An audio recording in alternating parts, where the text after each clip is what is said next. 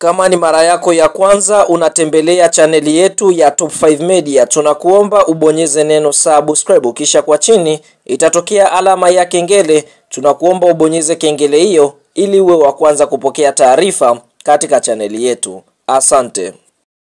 Mchezo mkubwa wa ligi ya mabingwa barani Afrika ambao tumetoka kutazama kutokea katika mji wa Bamako uliopo nchini Mali ni mtanange ambao umeikutanisha klabu ya soka ya Stade Malien wakiwa wenyeji, ambapo Stade Malien waliweza kuialika klabu ya soka ya Simba Sports Club kutokea katika nchi ya Tanzania, ukiwa ni mchezo wa mzunguko wa pili katika kundi D, hatua ya makundi ligi ya mabingwa barani Afrika.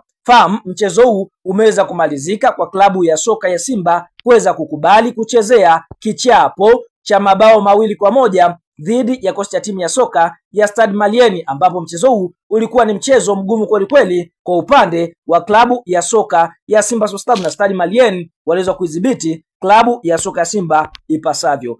Tunashuhudia katika kipindi cha kwanza klabu ya soka ya Simba waliweza kuconcede ama kuruhusu mabao 2, ambapo tunashuhudia bao la kwanza la Stade Malien liweza kufungwa dakika ya 16 kupitia kwa mchezaji Tadeus Nkeng akipokea pasi iliyopigwa na Mamadou Traore, akaweza kuiandikia klabu ya soka ya Stade Malien bao la kuongoza. Lakini kabla ya kwenda mapumziko, dakika 23 klabu ya soka ya Simba wakaweza kuruhusu bao la pili, ambapo bao hili tunaona limeweza kufungwa na Ismaila Simpara akipokea pasi safi iliyopigwa na Abduli Sabore Bode, akaweza kuiandikia klabu ya soka ya Stade Malien bao la pili. Na mpaka mwamuzi wa kati anapuliza kipinga chake kuashiria ni muda wa mapumziko, basi klabu ya soka Simba waliweza kuruhusu mabao 2-0. Lakini klabu ya soka Simba katika kipindi cha pili nashuhudia wakaweza kufanya mabadiliko, wakimtoa mchezaji Alassane Maodo, wakimtoa Janchale wa akiingia Alassane Maodo Kante, wakimtoa Rushan Diroka akiingia Shamu Karabua, wakimtoa Selemani Mwalimu akiingia Jonas Sansoa, na sababu hizo zikaweza kulipa, ambapo nashuhudia katika dakika ya 54 kupitia Neo Maema, mchezaji kutokea Afrika Kusini, akaweza kudhihirisha ubora wake na kuweza kuiandikia klabu ya soka ya Simba bao la kufutia machozi katika dakika ya 54. Lakini dakika ya 60 tunashuhudia golikipa wa klabu ya soka ya Simba Yakubu Suleiman aliweza kusababisha mkwaju wa penati, na penati hiyo ikaweza kupigwa na Tadeo Nkeng, lakini golikipa mwenyewe ambaye sababisha penati Yakubu Suleiman akaweza kuusevu mkwaju wa penati ambao uliweza kupigwa na Tadeo Nkeng. Kwa hiyo Simba wakashindwa kufungwa bao la 3. Lakini kabla mpira kumalizika dakika 82, Alassane Maodo Kante ambaye alichukua nafasi ya Janchale wa aliweza kucheza rafu ya mwisho, na rafu hiyo ikaweza kumsababisha kupigwa kadi nyekundu, na mpaka mwamuzi wa kati anapuliza kipenga chake, basi Stade Malien wameweza kufanikiwa kuibuka na ushindi wa mabao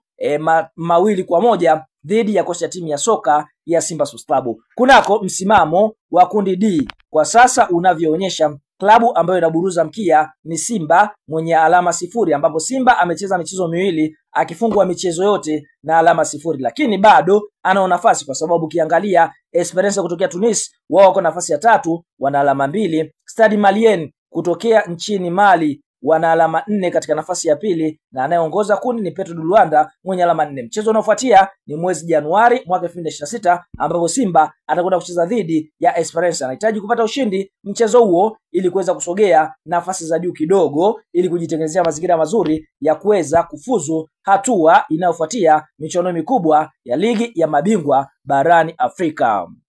Mara baada ya klabu ya soka ya Simba kuweza kupoteza kwa mabao 2-1 dhidi ya Stade Malien kupitia Ali Kamwe na jasusi wake, wanasemaje? Ali Kamwe anasema hivi: kaka, kama nilivyokuambia na imekuwa timu yetu inateketea. Mechi hii iliuzwa leo saa 4 asubuhi. Viongozi wa bodi ambao hawamtaki mwenyekiti na wanachama leo walipanga mipango na wachezaji waliosajili wao kuwa wahakikishe tunafungwa, alafu wanapata bonus yao kama kawaida. Si unaona mwenyewe magoli wanayokosa mastrika wetu. Tutaongea mengi asubuhi kaka, nina hasira sana na yanayoendelea. Jasusi leo kaumia sana maskini. Huyo ni Ali Shabani Kamwe akijaribu kusema kwamba yeye ana jasusi wake ambaye anamvujishia taarifa kutokea ndani ya klabu ya soka ya Simba. Kwa hiyo ndio hivyo, kwa upande mwingine anamaanisha kwamba Simba Sports Club kwa kile ambacho kinaendelea ni kwamba wachezaji wanaachia magoli kwa maksudi. Kwa hiyo kwa upande mwingine